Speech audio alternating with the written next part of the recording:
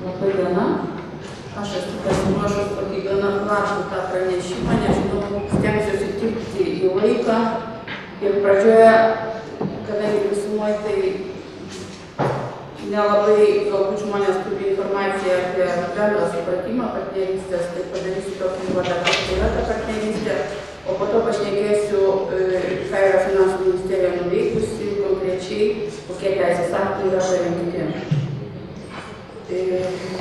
Kas yra viešo privataus sektoriaus partnerystė, tai jeigu bendrinė prasme, tai galima pasakyti, kad tai yra paprastas viešo privataus sektoriaus bendradarbiavimas, įgyvendinant viešosios infrastruktūros projektus ir teikiant viešasias paslaugas.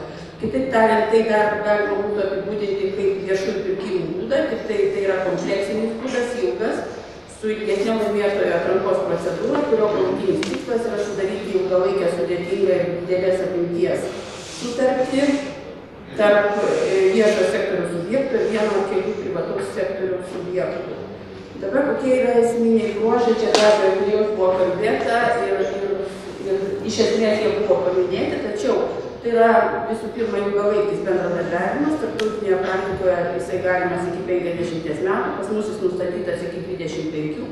Taip pat partnerystės sutartimis su privačių subjektų yra perkama ne vienos rūšies veikla, o veiklų kompleksas ištisas ir yra jungiami ir taip pat sutartyje konkrečiai nustatomi abiejų sektorių gebėjimai, finansinės galimybės, atsakomybė, pasidalinama rizika ir nauda. Ir mokėjimai privačiam partneriui pradedami vykdyti tik tuomet, kada yra pilnai sukūriamas visas jo veiklai vykdyti reikiamas turtas ir pradedama vykdyti sutartyje numatytą veiklą. Taip pat išlaikoma viešo sektoriaus nuosavybės teisė ir partnerystės sutarties laikotarpiu privačiam subjektui perduota valdyti ir naudoti turtą. Šiuo atveju koncesijos įstatyme yra numatyta tik tai šiek tiek vienas skirtumas dėl naujai sukūriamo turto. Jeigu koncesijos projektu yra sukūriamas naujas turtas, tai yra susitariama sutartyje, vis tik tas turtas yra perduodamas viešajam subjektui ar ne. Kokios yra priežastys, irgi jau minėjo ponas Dargis ir ministras, kad tai yra visų pirma poreikis vykdyti projektus, ypatingai dabar, kada finansavimo trūkumas yra labai didelis ir paskolos yra taip pat brangios. Tai yra to bendradarbiavimo esmė, tai yra galimybė pritraukti privataus kapitalo investicijas, gebėjimus ir patirtį. Ir jeigu tikrai yra sukurta efektyvi partnerystės įgyvendinimo sistema, tai galima sakyti, kad daugelį atvejų partnerystės projektai yra įgyvendinami greičiau, efektyviau, nes iš kitos pusės tai yra daromas šiuo atveju vienas pirkimas, o ne atskirų projekto etapų pirkimai.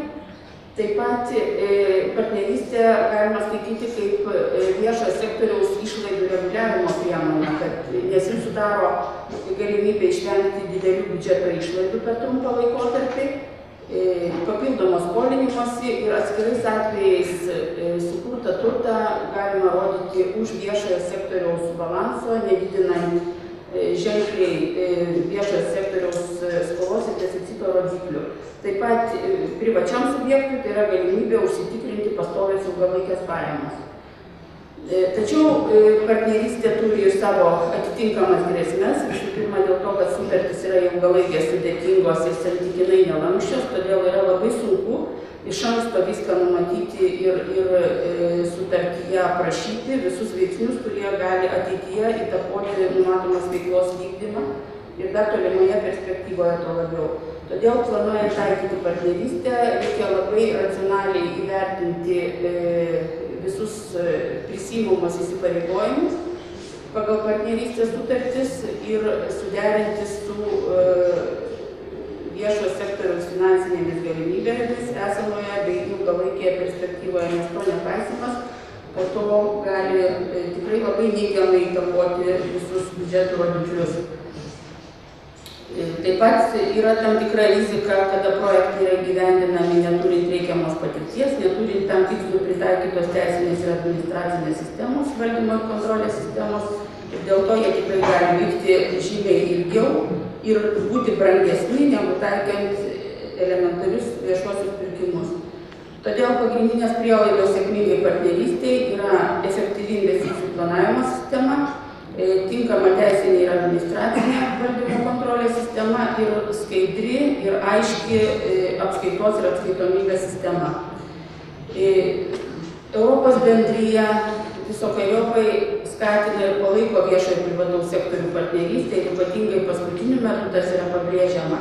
Nors ES teisės aktuose nėra vieningo partnerystės reglamentavimo ir nėra kažkokio tai bendro partnerystės apibrėžimo, tačiau Europos komisija pastoviai pasisako partnerystės klausimais ir atskirų jos formų klausimais įvairiuose savo komunikatuose.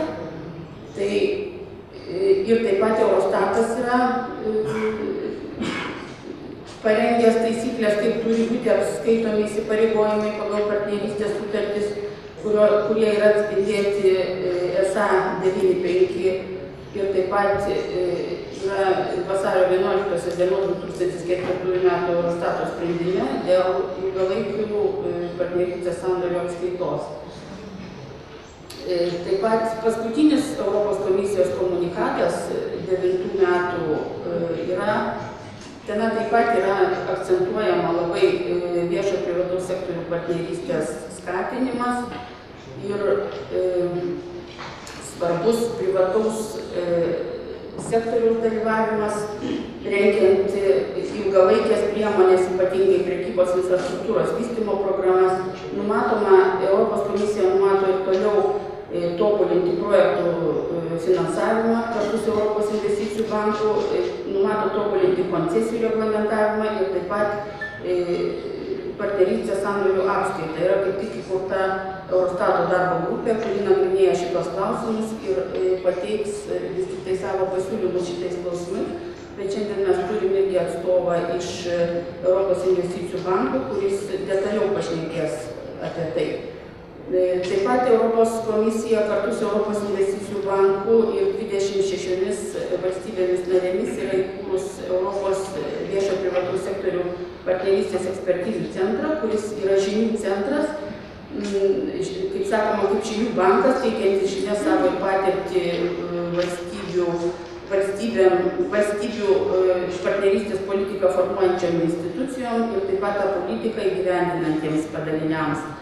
Ir Finansų ministerija yra to ekspertizių centro narė nuo praeitų metų ir mes labai dėkingi tikrai ekspertams, kurie padeda mums Lietuvoje vystyti efektyvią partnerystės sistemą.